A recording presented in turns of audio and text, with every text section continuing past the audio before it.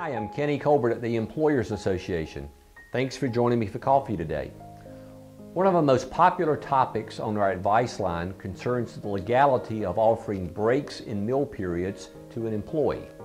Let me try to explain that to you. There are no federal laws that say an employer has to offer breaks in meal periods to its employees.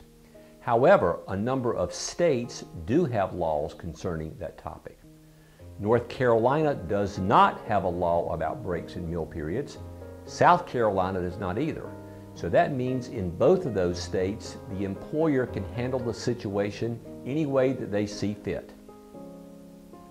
However, from an employee relations standpoint, we encourage employers to offer breaks in meal periods to their employees. The Fair Labor Standards Act, commonly called the Wage and Hour Law, does address the issue of breaks in meal periods from a compensability standpoint. Let's talk about that.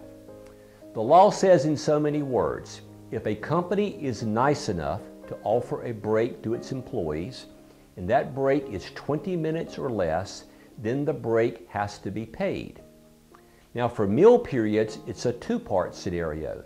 The first part is if the meal period lasts at least 30 minutes, and the second part is, and if the employee is completely relieved from his duties, then the meal period can be unpaid.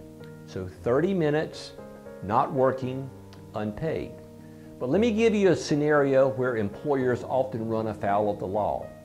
You have an employee who's sitting in his cubicle during his lunch period. He's eating a sandwich. Maybe he's reading a book. He's surfing the internet, etc., just taking personal time. And the phone rings, or he gets an email. He realizes it's business related and he takes the call or he responds to the email. It only takes a couple of minutes. Then the employee goes back to his lunch. Well, unfortunately, the employee has done some work in that time.